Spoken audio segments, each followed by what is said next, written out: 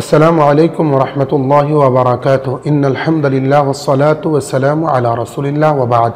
সুপ্রিয় দর্শক শ্রোতা মণ্ডলী, মুসলিম ভাই ও বোন, আজকে আমরা আলোচনা করব নরনারীর প্রতি জিনা বা ব্যভিচারের মিথ্যা অপবাদ দিলে তার বিধানে ইসলাম কী বলে।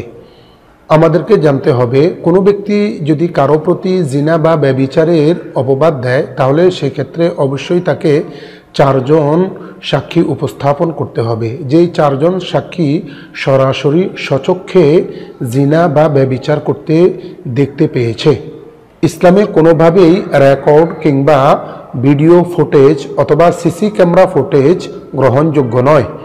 ইসলামী আদালতে যদি ভিডিও ফুটেজ রেকর্ড উপস্থাপন করা হয় তাহলে সেটা সাক্ষী হিসাবে গণ্য হয় না, বরং বাতিল বলে গণ্য হয়ে যায়।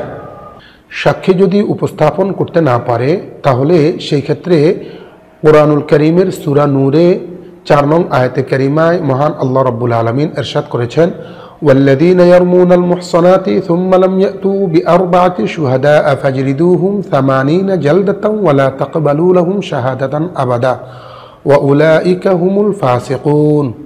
অর্থাৎ যেই ব্যক্তি সতী সাধবী নারীর প্রতি মিথ্যা অপবাদ দিবে জিনা করার, তাকে অবশ্যই চারজন সাক্ষী উপস্থাপন করতে হবে। চারজন সাক্ষী উপস্থাপন যদি করতে না পারে তাহলে অবশ্যই তাকে 80টি বেত্রাঘাত করতে হবে এবং সেই বেত্রাঘাত হতে হবে খুব কষিয়ে।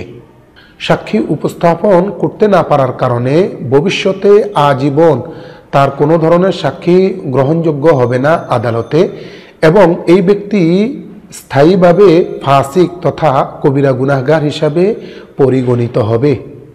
আর একটি কবিরা গুনাহ জাহান্নামে যাওয়ার জন্য যথেষ্ট।